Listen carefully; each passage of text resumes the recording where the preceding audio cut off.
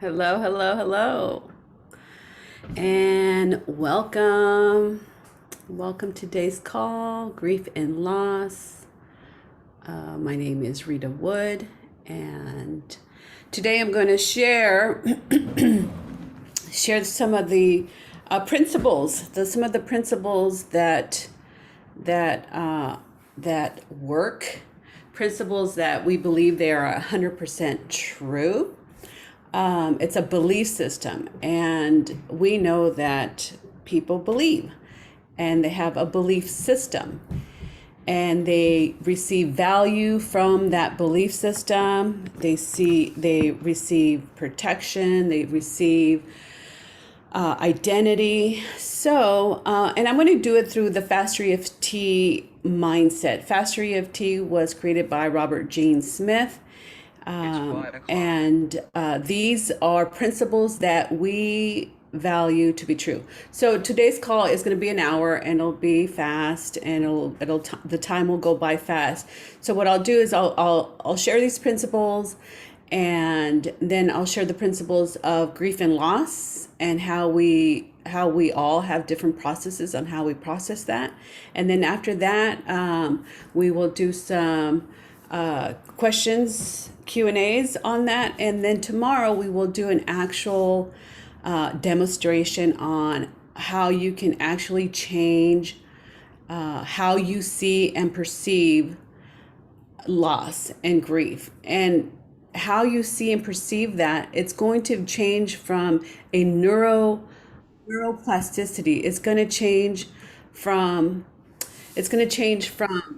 a deeper perspective, not just a conscious perspective. We're actually going to go inside, and allow you to experience what it is to shift those principles, to shift those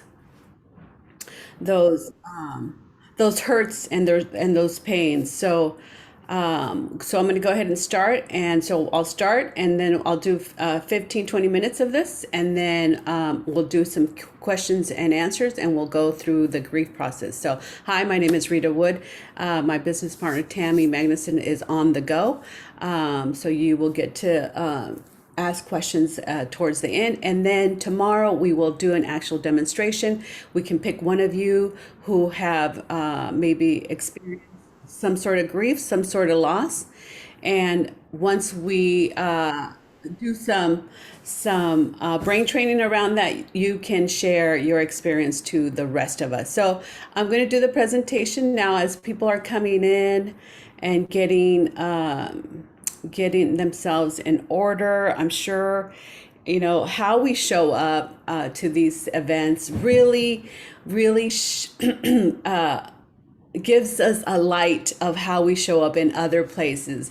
So it's through brain training, we like to have fun. We know that we take your problems seriously, and we know that we can we can be ornery. I like to say, you can bring your good, your bad, and your ugly to this call, and the way you show up works. You don't have to be perfect. You don't have to have it all together. You don't have to be right. You don't have to be wrong, and you don't have to blame. But those are the things that we sometimes show up. Life happens, guys, and how we deal with it. We're either upset, we're either sad or happy or angry or frustrated. And that is so powerful, because we know that we are doing it to ourselves. Okay, so principles that work. So here we believe, I call it the 10 Commandments, and it's because it's fun. I come from a religious background. And so if these 10 Commandments were the ones that were expressed to me as I was getting my value system, my belief system, my religious system, that life would have been a little bit different. So, and that this belief systems is it's 100% true, and you can actually experience the truth of that. So we'd like to say that as we were growing, as we were born, the stage was set. You know, this is why we have problems. This is why problems show up in our lives, and why and how and with who and when. Because we all learn from somebody, right? We got our talents from our parents, our caregivers, our foster parents, our teachers, um, our nannies. So they had their skills. So whomever was there for you when you came to this world, the stage was set. And there's nothing we can do about it. It can't be better, it can't be worse. It's just what it was before you arrived. Okay? So that's 100% true. And you guys can do your own tally. 0, not true at all, or 100% true. And if you're interactive in this workshop here, you will get some more changes. So for number 1, I want you to put on a piece of paper 0, not true at all, or 100% true, that they had their skills. Your parents, your caregivers had their problems and skills and talents before you even showed up to this planet. Okay, very good. And then number two is a belief that we have is 100% true, is that you were born. So we believe from birth, a baby learns who they are and how the world works around them through their experiences. So that is what and we believe that to be 100% true. So for those of you who are just showing up, on a piece of paper, 1 through 10, this is number 2. Number 2, 0, not true at all, or 100% true. Do you believe that you were born? And we're going through the principles right now and why we have problems, why we have issues. And if you can believe that these principles are 100% true, you can change your life, you can change your mindset, you can become more aware and more conscious and not be run by programs and identities that no longer serve you. So number 2, 0, not true at all, or 100% true. You get to determine if that's true or not true. And so let me just go the first one just really quick for the ones that just got in here. Number 1, we believe that they had their problems. Your caregivers already had their problems. They already had their beliefs. They already had their skills and their talents. The stage was set before you even arrived. So 0, not true at all, or 100% true. Number 2, you were born. We believe that you were born into this world. And, that's why we have problems. So 0, not true at all, or 100% true. And I will do Q&A towards the middle of this. So the stage was set. Number 3. So every experience is interpreted by the subconscious mind. From 0 to probably 12, the subconscious mind is it's the job of the subconscious mind to pick up every little detail, hundreds and thousands of neural connections that we are picking up as children. And that we're learning how to walk and how to talk and how the world works around us. And we look at our parents, our caregivers, and we behave the way they behave. We mirror how they take care of us. So the stage is set, right?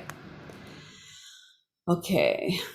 So 0, not true at all, or 100% true. Do you believe that the stage was already set? Okay, they affected and influenced us. Look, our caregivers, our family, our environment, they influence us. They affected our life. Every experience is filtered through the existing data from previous experiences and giving meaning. So now we're giving meaning, right?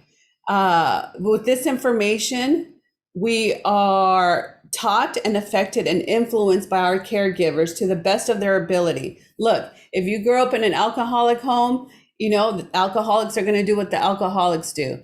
If you grow up in a narcissist's home, the narcissist is going to do what the narcissist does. And it's to the best of their ability. Everything that your parents, your grandparents, your caregivers did, they did it because they thought it was the best thing at that time, at that moment for you.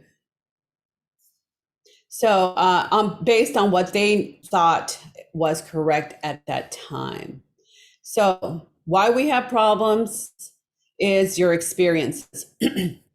From your experiences, you develop your own belief systems, your own coping skills, and your own perceptions. So we start making up meaning. So you didn't do a chore your parents asked you to do, and and maybe you didn't get to go out to the dance, or you didn't get to go out to your boyfriend's house, and your experience was that your dad says, no, you can't go because you didn't do this thing. And so you make up a meaning. Oh, I'm not good enough. I'm not capable. I'm not smart enough. We start from our experiences, we start coping. So instead of feeling hurt and sad that you weren't allowed to do something, the way you can cope, the way people cope is they make it mean something about themselves, that I'm not good enough. And I think the reason why we do that is because that way we can change it.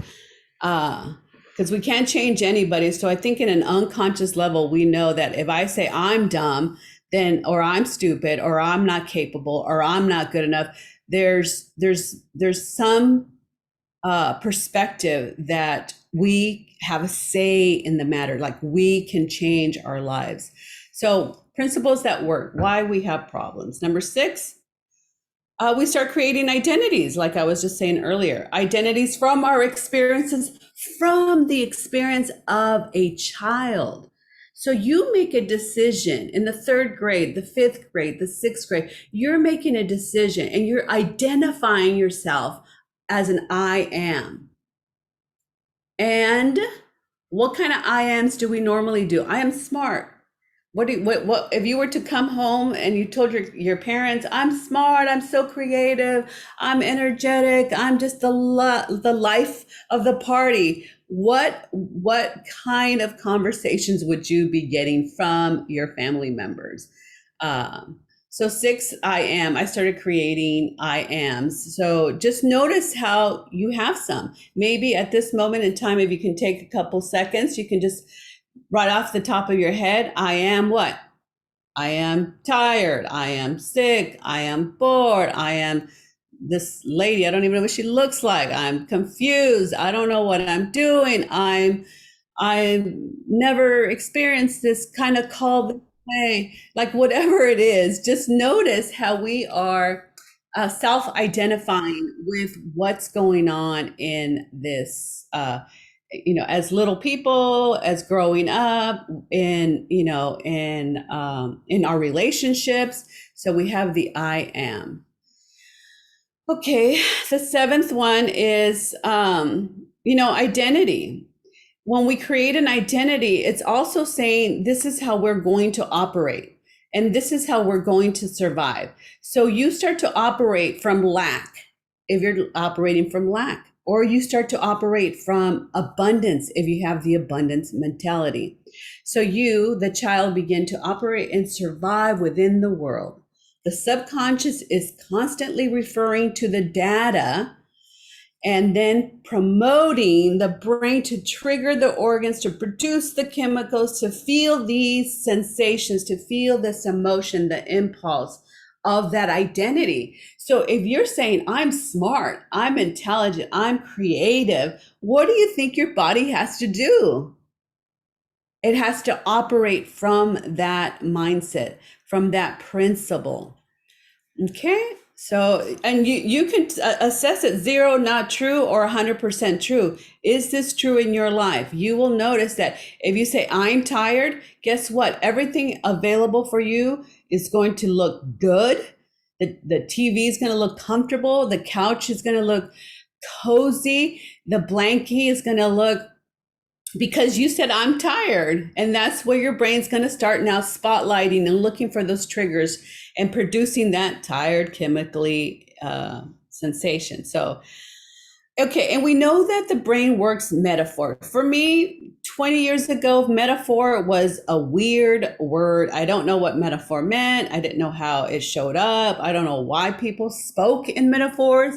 When it rains, it pours. It hit me like a ton of bricks. Uh, uh, well, I mean, you guys can probably get your own metaphors. Why don't you write down some of the metaphors that you unconsciously are repeating? Like, like for me, it was like when shit hits the fan, right? That's a metaphor. And if you want, you guys can type some metaphors in there and help us trigger some. Oh yeah, that's a metaphor.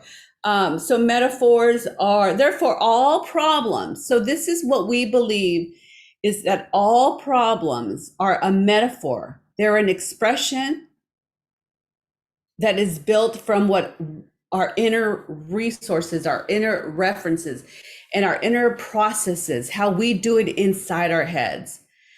And how we do it inside our heads, we either do it through sight, like we're seeing something, we're seeing a picture, we're seeing a movie, we're hearing someone, we're hearing the voice of our parents, like, yeah, I told you so, like your parents, like, why did you have kids? You wanted kids, so there's like, those little resources are inside of us.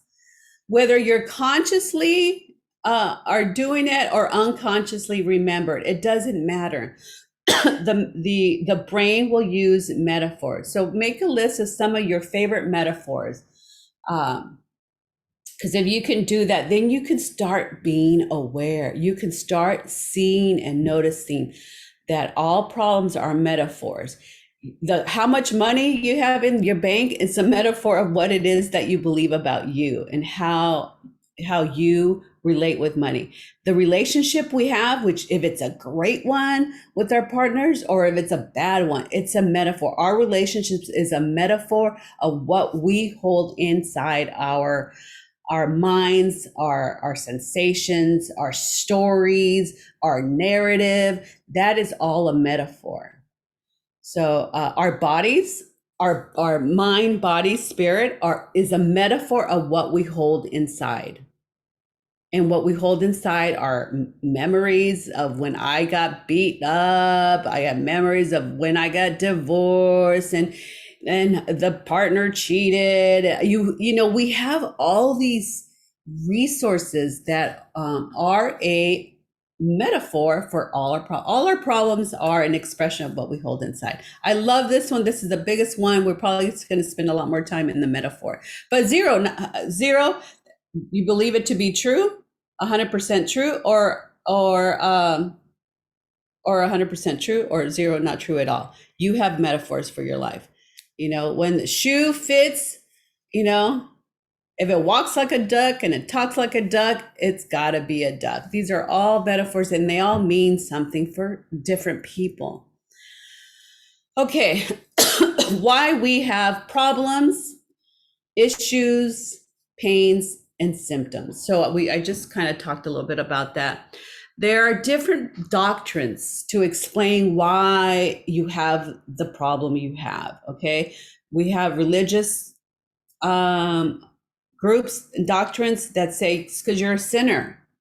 We have, energy people that say it's because you got blockages. You got doctors that say it's because you're broken.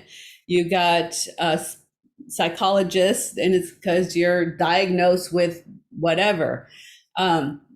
We believe here is that the real cause, the original cause, is the subconscious programming. It's that you just have a program.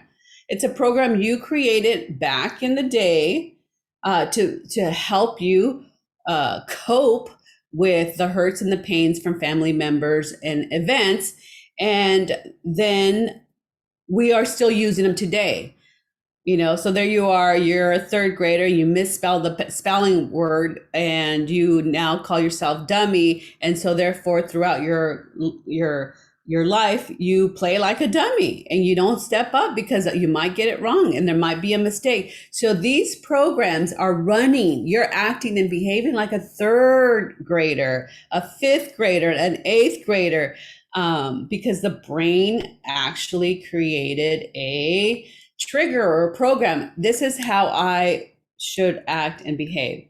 So then we act automatically, and it's automatic until we go there and update and upgrade our memories, our meanings, our decisions. And we do that through the brain training, and we do that through changing memories. And we go in there and we allow that part of the memory to be updated and upgraded, just like you do your, you get a new phone to do that, or you update your computer, same little principle, same principle. So, the 10th commandment, guys, the 10th commandment is, as you take complete ownership for how you feel, what you think, and how you act, your whole world changes.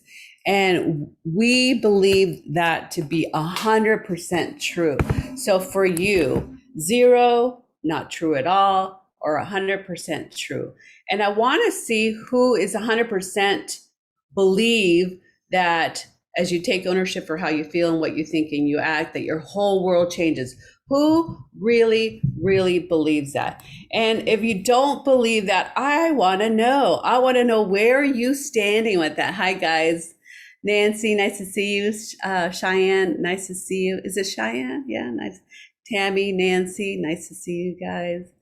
Allison, Kate, lovely to see you guys. So, so that for me right there is like, if you are 100% in that, you believe that you can take complete ownership, that if you if you take ownership for how you feel and how you think and how you act, then this program is for you, right? Like, we all have grief and loss, but if we blame the grief and loss on our spouses, our dead parents, our dead children, then we have no power. And we believe that you can have the power, you can create the power when you take responsibility. So Tammy, I don't know if you were there, but it kind of had like a little revelation when something goes wrong and we're little people and we're like, oh, it's my fault, or, oh, it's I did it, that somehow unconsciously there is maybe a reason why we give ourselves the I as that identity, is because then that's one way we can take responsibility, but we didn't have the emotional intelligence to kind of come across or go over. What do you think about that? Yeah, and I think, the word narcissist is typically seen as bad, but I think every little child is a narcissist. Like, how do they think outside of thinking of themselves? They don't have any other experience that can let them know what it's like to think from other perspectives. They're just too young. So part of why they turn it back and turn it into I is really because that's their whole world. They're just developing and learning. So it's easy for us when mom and dad are fighting to be like, I did something wrong, right? Now, as a parent, we might look back when we're fighting and see our kids do this and think, well, why do you think it's your fault? But when we were children, we thought that too. Or there's something we could do to fix it, or there's something bad that you did to cause it. So I just think that that's the way the brain develops, is we start out, I need to eat, I need to go to the bathroom, and I need love. And then we develop from there. And it becomes just inward focused until we start to develop and learn that and absorb, right? We're just absorbing those first 7 years, really, and absorb how, different experiences mean different things to different people. It's not just from our perspective. So my internet is a little wobbly, so it'll might cut me off or cut you off, and I can't hear you. So okay, so Tammy, we're gonna go live on our brain training thing, and let's see. On the page Group, the group, okay, for more interaction. And let's see here. and then we could introduce. So did that make sense? Oh, we're all going live right now. Okay, great. Hello, everyone that wants to work with your brain. The reason we are called brain trainers is just because we understand that the brain loves patterns. It creates things over and over. And somewhere along the line, we get old enough and we're like, how come I'm still doing this?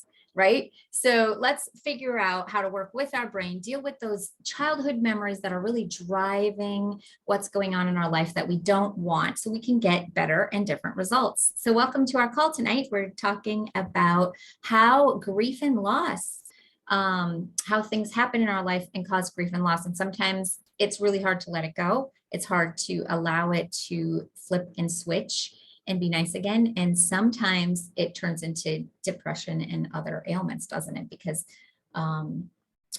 it can just, if we don't know how to deal with it internally, it can be a long process for us. So we're Rita and Tammy, and we're your brain trainers. Welcome.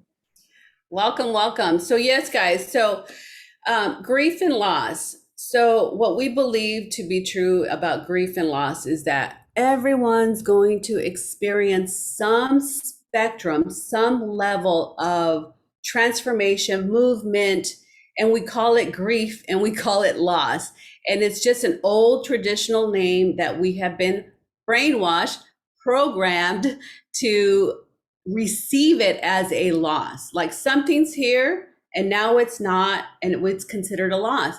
And I don't know, maybe there's other ways of saying if something's here and now it's not, what else can we call it? What can we call it? Transition.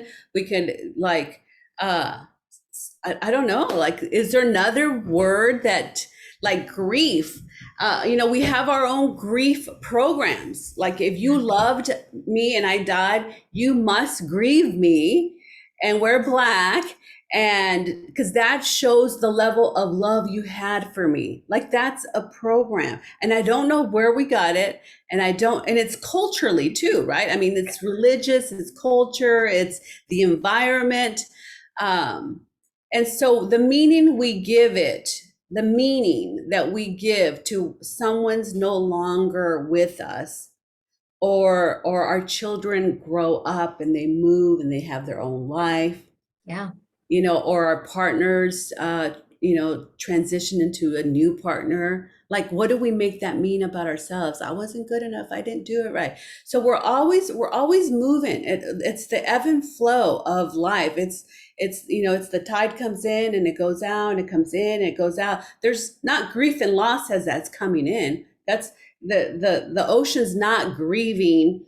That is not in the sand anymore. The sky is not grieving that the clouds aren't there. It's not a loss. Right. That it no longer is raining. It's not a loss. It's just an ebb and flow. So yeah, all change could be considered a loss. Any kind of change. So you cut out. I heard all change. Oh, I said any kind of change could be seen as a loss. Yes. Right. So change of a job, change of a home, change of a marriage, change of a life. Dress size. A dress size, right. So what you guys want to do today, so tomorrow we're going to do a demonstration. So I want you to, tonight, I want you to put your top 10 memories of grief, memories of loss, relationships, dress size. Look, some of us are grieving our high school body. Like, what's wrong with me? Why can't I be in my high school body? So what is it that what's your prevailing issue? It was pretty interesting for me is I noticed that I had many jobs. Like I had my foot in a lot of jobs because I was afraid of losing my relationship and my friendship with people. And so I could never really complete a relationship or a job. Like, oh, I'll just work part-time. I'll work part-time. Now you're like one day out of the week or only 6 months out of the year. And it was like, wow. So I actually got to retire from my accounting doing taxes, personal taxes. I haven't turned in the keys though. So they can still call me and say, "Hey, can you open the store?" But like I feel a little bit more complete about finishing finishing a relationship, finishing a job where you're not feeling left. Like what happens when you get kicked out of your religion or out of your, no one talks to you at home anymore, or you're the problem child, like don't go over to Rita's house. Oh my God. You get ostracized because you made a choice or a decision. Like even that is a loss. Like, sorry, you can't do mission trips with us because you are a bad person, or you're ugly, or you're whatever their reason for you not participating. Like, how do we handle that? So make a list of the top 10 memories that you remember where you had some grief and some loss. Yeah, and the memories are really important because that's where, especially if you can find memories before you were 7, I know it feels like they're not important. And most of the time we think, oh, I haven't even thought of that. And I didn't even, it's not even in my mind. I don't even remember it, recollect it.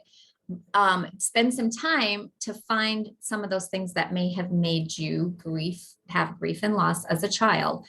The reason is because just like you learned how to tie your shoes, just like you learned how to talk or walk when you work with your brain. The reason we're called brain trainers, we can hear it. Oh, there you go. You learn how to talk or walk when you work with your brain. The reason we're called brain trainers, we can hear it. Yeah, mute it. There it is. Okay, good. So you learned that, but when you go to tie your shoe, you don't remember it. You don't remember learning how to do it, but something in your subconscious does. Okay. So these are how we describe subconscious programs. Sometimes subconscious programs feel really scary and like, what's back there? And oh no, I might find something. And what we just want to let you know is that it's already running your life.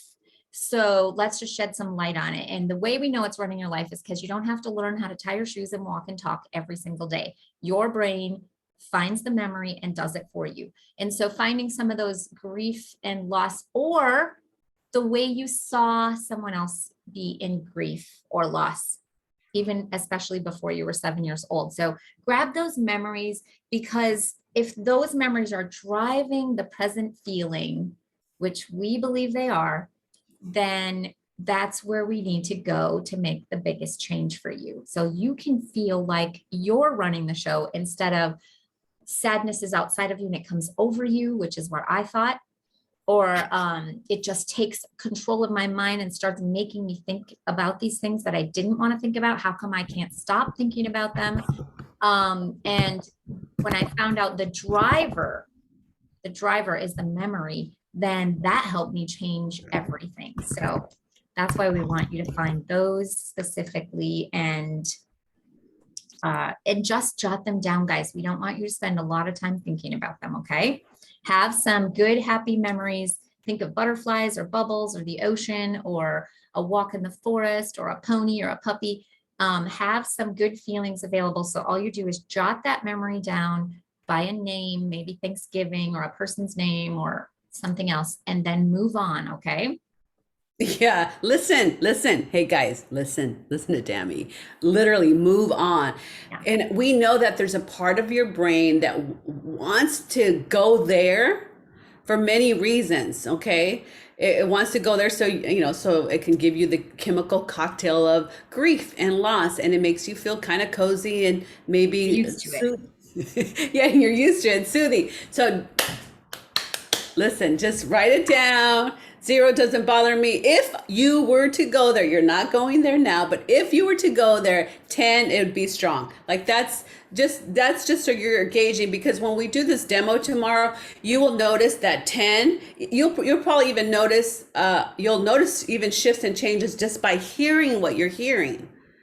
Right. You will start getting some changes, but after tomorrow, those 10s could be 7s or 8s or 9s, or 9s if you're replaying it and you go to another memory and you build that memory. And this is how what do we say? How to fuck up a good memory is you have a good memory and then you start thinking about and and this bad thing, and but she did this, and so you start actually making that memory not such a good memory. So we know how to do it unconsciously, and so we're going to show you that you are doing it, you are creating it, and that you have a say in it, and you can change it.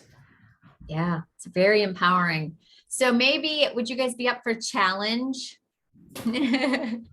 Do something fun in between. Okay. So I'm even going to say, like, jot down a memory and then get up and skip around the room, do some jumping jacks, run outside and jump up and down or jump on a trampoline, like interact, just interrupt it. Okay. This will be the start of a whole different foundation for you.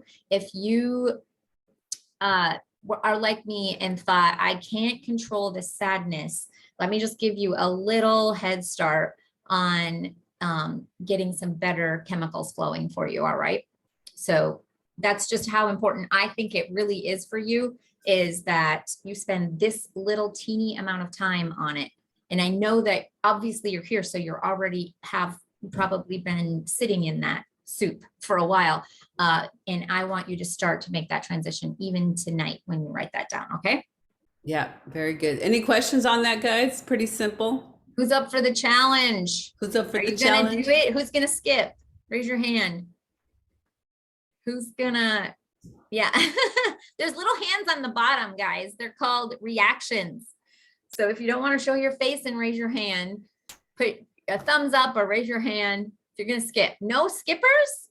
How about, oh, Nancy, yes. How about jumping jacks? Anyone?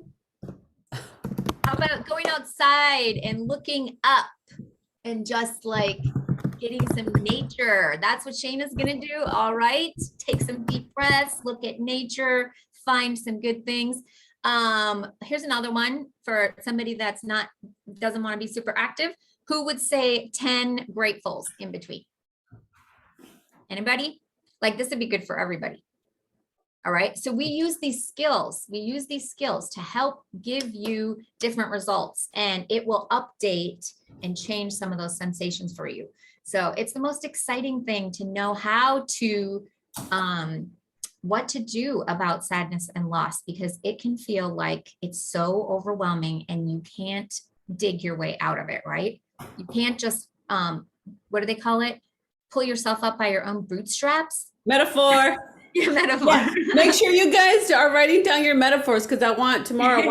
I want to hear the metaphors that you are hearing. I think that was number 8, where you were like noticing all the metaphors, and you're gonna start. You're gonna hear people that you're like, oh, that's a metaphor, and that's what you're living into. Those metaphors, what we're living into. That's why that's what we're creating, unconsciously creating that future, because of how we have it as an operating system. It creates a feeling, is what that means.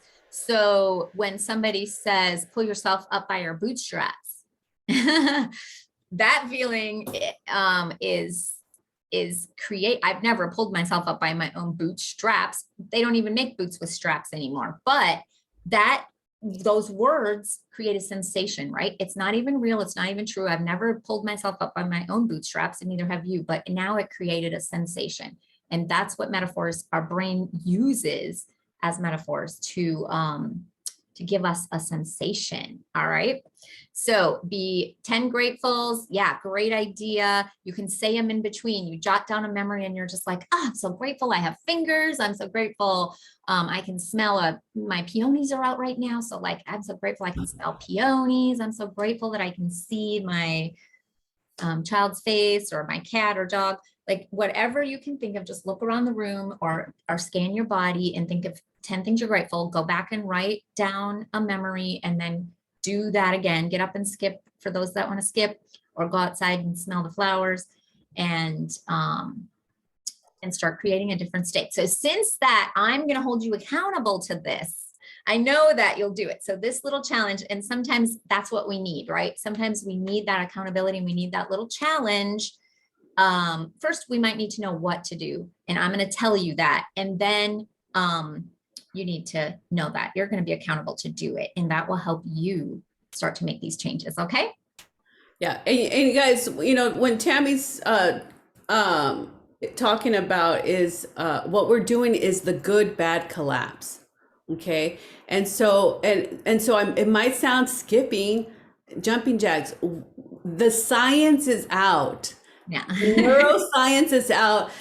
There's everyone knows, except some of us, right? That our brains are plastic. We can change our brain. We can change our mind. We can update our mind. We can update our system. So now we're just creating new programs that are going to allow us to give us more of what we want, less of what we don't want. So Right. talk about the good bad collapse. It's very powerful principle or It value. is. Yes. So the good bad collapse, which is what you're already going to be starting, is based on the fact that our brain updates things. So if you've ever been really mad at your husband, do you notice that, or your husband, your spouse, your child, it can be anybody, you're really mad at them. And all you can think about is how they always do this. And oh, yeah, I hate that about them too. And I can't believe they would do that. So now this is a trail of memories that contribute to this emotional state. And if we love them and we just think they're the most adorable thing in the world and they're the best person, then our mind goes back and finds all those great memories. Now, so we updated something along the way, right? Because this is the same person and we can feel both ways about it. So what we want to know is that when we're in a good state, we can update and influence a negative memory. So now we can be conscious that a good state can update a negative memory. So now we want to go good, we feel good, and then we'll go and touch upon that negative memory, and then we'll come back to a good state. And what happens is pretty soon that negative memory in our imagination starts to become different. And we already do this naturally, but we usually do it to make it worse and more negative. And so if you've ever gone to a restaurant you love, and then you went there one time, they had horrible food, and now you hate that restaurant, you updated all those good memories with that bad experience. And that we do naturally. And so we want to use it for our benefit. And good bad collapse is a powerful way to work with your brain. Yes. So when you do it, you can get through anything. Yeah. You can go through anything. I mean, what a peace of mind to be able to have the know-how that you can shift the way you feel, the way you think, and the way you see things. Right. So, and then everyone, I would like for you guys I take complete ownership. I want you to say that mantra all day, all night, all morning, tattoo it on your forehead. I take complete ownership for how I feel and what I think. And if you can start putting that in your brain's going to be like, oh, like I have a choice. Oh, I have a say. Oh, I can create. Because look, your mom doesn't fit in your little brain anymore. You know, Yeah. your child that has left the house and go live his own life, you know, they're not here. It's me doing it to me. So when you say I take complete ownership, and you tell yourself with love, with compassion, with grace, I take complete ownership. I mean, like really be with that. Really allow that to sink into because I mean, really, we've been blaming other people. We've been blaming our grief, we've been blaming our circumstances on it's because of this thing happened and this thing happened and this thing happened and this thing happened. So therefore I can have the life that I'm having. So sometimes I like to say like, what am I avoiding? That's another question that you can say like, what am I using this grief and this loss? What am I using it for? Against myself, most likely. Like, oh, I get to eat the chips because I get to eat ice cream because because I lost a parent and I lost, and Yeah. yeah. So Right. And we want you to stay authentic to yourself instead of living these experiences and reactions from them. That's how what Rita's talking about is really going to help you yeah. stay present. Yep. And so like I'd like to take the last 15 minutes to just kind of get where you're at. Where are you? What are you hearing? What, you know, are you confused? And whatever process, however it is, it's okay. And I want you to be with that is okay. You know, some of us will be confused, and that's just part of our brain going like, yeah, this is weird. This is, you know, because it's a protection mechanism. Maybe you're like, oh, aha, ooh, I got some insight. Wow, that's this metaphor meant this, or I take complete ownership for that means that. Just be okay with whatever's showing up. I really, really want you guys to be like 100% okay. How you show up, what happened before you showed up, what happened because life's still happening. When we go address, like Tammy and I have a lot of experience when we're doing workshops, when we did our relationship workshop, you know, we're challenged because we're also unconsciously bringing up unconscious programs that we get to work. When we did our finance workshop, we're like, okay, we get to look at it. So what about weight loss? We did our weight loss. You know, that's another thing. You start looking at stuff because, you know, yeah, it's very powerful mindset to have. And this is a growth mindset. So we're spiraling upwards, right?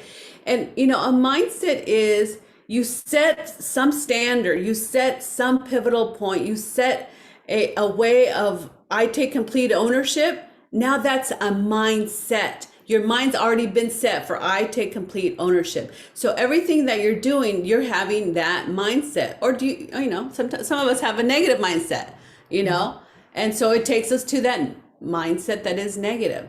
So I hope this call, these two calls would allow you to create a set point for your mind, for your consciousness, for your unconscious work, subconscious work, that you can create a future that you love, that you can totally appreciate any relationship that you've lost, that we've said we lost, that you know, even though maybe your spouse is what your husband is, what that you would love them, that you'd be like, I am grateful that I had that opportunity. We had 5 years, 5 months, 5 weeks together. Like, you're gonna look at any relationship and really, really appreciate it for the value that it gave you, not for the loss and not for the grief. Yes, the gift, as we Yeah. say. Right. So yes, questions, comments, you guys can put them in the chat, or you can unmute yourselves. Come on out live.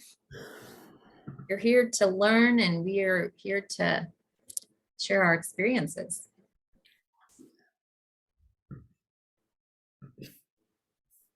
Go ahead, Nancy. Are you going to talk? You want to unmute? Oh. So, okay. So tomorrow, 10 memories. We're going to pick somebody to do a demo, and we'll do some brain training around that. I take complete ownership. Write down your metaphors. Do your good, bad collapse as you're writing the memories that you're going to, the top 10 memories. What other homework did we give? There was all kinds of stuff. And if you're feeling, how about, let's say you're feeling aches. Let's say you're feeling like already, like you're already hot, you're already sweating, and you're like, hell no, I'm not even visiting these memories. I don't even want to think about it. Like, wherever you are, what are 5 things they can do, Tammy, to help them just kind of enter into this project with love, compassion, ease? What can we recommend? Yeah. Well, sometimes there might be something that you love, just looking at it or saying its name. So, like, for instance, my daughter has a friend. She really likes, her name is Jersey. And I'm like, what does it feel like to say Jersey's name? So she just says Jersey, because that brings a good feeling for her. So maybe you have a certain thing that you can just say the name and you're like, oh, that feels good. Okay. So sometimes, and make sure that you don't have any negative connotations with it. Like, if it's an animal that's passed away or something, try to just steer clear of that for now. So maybe just say puppy, or just say ocean, or just say forest or tree, or something that gives you that good feeling. You can also turn on some music, right? You can turn on happy music. You can turn on peaceful music. You can turn on calming music. Something that's going to elevate you and help you feel good. I wouldn't say turn on like some certain kinds of music that might make you go the opposite way. Don't turn on tear jerkers. Don't turn on country music that's got you down in your boots, or whatever they call it, trying in your boots. So some good happy music, and going for a walk. Okay, just getting out in nature and looking up. They've done studies on depression and said that that does more for you in the long run than medication. So this is not saying anything about stopping your medication. Do not do that without a doctor's approval. However, do go outside and just look up and make sure that you're kind of glancing around. And while you're there, take some breaths in and smell. Okay. And listen and feel. Okay. So just be really present. So is that 4? And That's 4. Yeah. And then you can, what's another one? Laugh. Find some good, funny videos, something that will make you laugh. And that can even be, you can have a couple of your favorite videos that you can be like, oh, that's so funny. That makes me laugh. People sucking in helium balloons, funny cat videos, some of these things that can catch you off guard and help you laugh. So I would say those are some of the top ones. Yeah. Good. Yeah. And I think we do some tapping, and tapping helps it shift faster and quicker. So that's right here between the eyes. Let it go. I let it out, let it vent. I switch it, I flip it, I make it nice again. Take a deep breath in, blow it out, say peace. And that also changes the physiology of your body. And when you say peace, you're thinking of a happy memory. You're thinking of the name you love. You're thinking of the good keyword, ocean. You're thinking of a happy music. You're moving. I did squats. I did a lot of squats to break that pattern, to do the good, bad collapse. So maybe you need those kind of movements. So that will help you get you through all your homework and get you here tomorrow at 5 o'clock. Awesome. Those 5 things. So 5 Pacific. 5 Pacific. 7 5 Central, Pacific. right? 6 Standard. 7 Central. 8 Eastern. 3 a.m. in where is it? Paris. Oh, Paris. Good. Well, all right, ladies, I hope you got a lot of value. Bring your friends tomorrow. Let them experience a demo. Let them experience a new set point for their mind. Work with what you have. It all works out. Be good to yourself. Be nice to yourself, because what you do inside, if you beat yourself up, guys, guess who you're beating up? Your partners, your spouse, your children, right? Unconsciously, you're doing it. So it was great being here with you. Anything else, Miss Tammy? I'm excited for tomorrow. You guys too. You're gonna Do we have a volunteer, or are we picking somebody? We'll pick the one. Yeah, whoever does their 10. And you're doing it, whether you like it or not. Yeah, the top 10. You bring your top 10 memories that you want to change. We'll look at those, and yeah. So when we look at those, we're gonna want what would you rather feel? What do you want, out of the session? You want to feel good. You want to be happy. You want to rekindle gratefulness. Whatever it is, and we'll help collapse the gap that's getting you from where you are to where you want to be. That's right. Come with your goal. What is it you really want? And let us help you achieve it. Yeah. All righty. Have an awesome evening. Thanks for joining us. And you're so welcome. I hope that's very helpful. And I know for both of us, it's just been to know that you can the sadness wasn't outside of me, because that's really what I thought. I was like, no, a blanket comes over me. It's not inside of me. I just didn't understand. To understand that, oh, here's what I'm doing inside, really changed my world. Yes. Yeah. Yes, that's very powerful. And look, it's not to say that we're perfect, you know, but we know that when our brain says, "Oh my God, worry about this, concern about that," you know, that we know that we have a say, like we're driving our own bus. The survival part of us does not have to drive our own bus. We get to drive it. We get to say thank you for letting me know. Thank you. You know, I can see your concern, whatever. Or you can just tell us, shut the fuck up. We're not going there. Whatever it is that you need to drive your own bus in a loving, kind way, like not mean or cruel. Because I know sometimes we could be mean and cruel to ourselves, thinking that that's going to get us to where we need to be, but that's not the case.